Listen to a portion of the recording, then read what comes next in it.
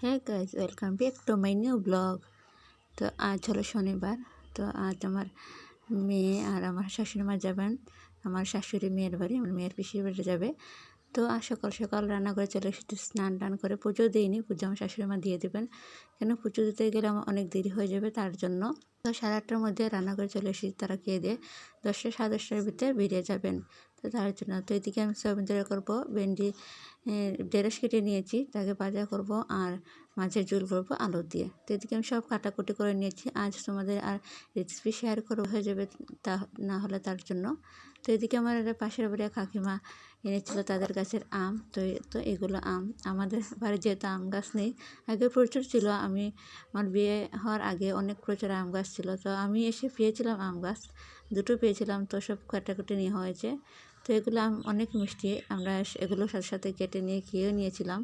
তো সেগুলোর ভিডিও করিনি। তো এদিকে আমার মেয়েকে রেডি করে দিয়েছি, যেহেতু 10:30 বেজে গিয়েছে, তার জন্য খাওয়া দাওয়া শেষ হয়ে গিয়েছে। তো যত সম্ভব আমি, আমার ছোটো মেয়েও যেহেতু আছে, তার জন্য আমি তাড়াতাড়ি মানে কাজ শেষ করতে চাচ্ছি, কেন একলা একলা করে কাজ করা যায় না। মেয়েকে সামলিয়ে শাশুড়ি মা যতটুকু আছেন ততটুকু আমি তাড়াতাড়ি কাজ শেষ করতে চাচ্ছি। তো মেয়েকে এদিকে রেডি করে দিয়েছি, বড়ো মেয়েকে। ছোটো মেয়ে খেলা করছে বিছানার মধ্যে। তো তাদেরকে রেডি করিয়ে আমার শাশুড়িমাকে শাড়িটারে পরে দিয়ে দেবো। তো শাড়ি পরে কি একটু আঁচল ধরতে, কুচি ধরতে দিতে হয়, তার জন্য। তো তাদেরকে বিদায় দিয়ে ছোটো মেয়েকে স্নান করে তারপর খাওয়াইয়ে তারপর ঘুম পাড়িয়ে দেবো। তারপর আমার যা কাজ থাকবে সবগুলো আমি কাজ করে নেবো, যেমন রান্নাঘরের জিনিসপত্র, গ্যাস মোছা, তারপরে বাসনপত্র যা আছে তা এক এক করে ধুয়ে নেব। সবগুলো তোমাদের সাথে ভিডিও শেয়ার করতে পারবো না, যতটুকু পারবো ততটুকুই চেষ্টা করব। তো এদিকে তারা বেরিয়ে যাচ্ছেন। তো আমার শাশুড়ি মা, ইনি হলো আমার শাশুড়ি মা, আর আমার মেয়ে আর আমার কাকি শাশুড়ি, সব বেরিয়ে যাচ্ছেন। অটো দিয়ে চলে যাবে, যেহেতু বেশি না, কুমারঘাট যেতে হবে, তার জন্য। ট্রেনে করে যেতে পারতেন ওনারা, কিন্তু ট্রেনে তাড়াতাড়ি হয়ে যায়, সকাল সকাল 8:30টার ভিতরে বেরিয়ে যেতে হয়, তার জন্য।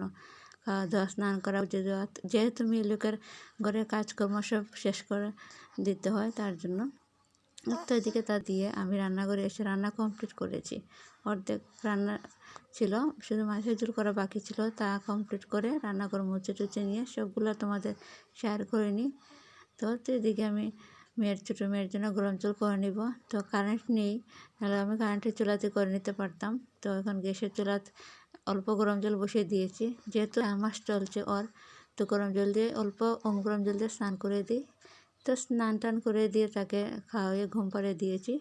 তারপর আমার যা কাজ আছে টুকিটাকি সব শেষ করে নেব। তো আজ তোমাদের অতটুকু ব্লগ শেয়ার করতে পেরেছি। অন্য একটি ব্লগ নিয়ে কালকে তোমার সাথে আবার দেখা হবে।